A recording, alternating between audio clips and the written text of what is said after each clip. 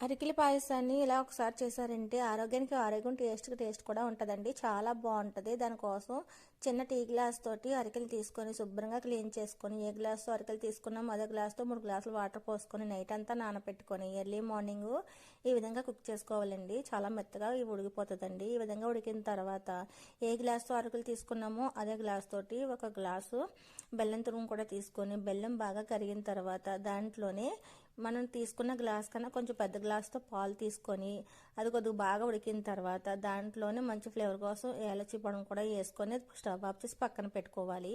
Stove మీద చిన్న కళాయి పెట్టి ఒక స్పూన్ నెయ్యిని వేసుకొని ఇలాగా జీడిపప్పు కిస్మిస్ని కూడా వేపుకొని మనం రెడీ చేసి పెట్టుకున్న పాయసంలో వేసేసుకొని చివరిగా చిటికెడు సాల్ట్ కూడా వేస్తే చాలా బాగుంటుందండి.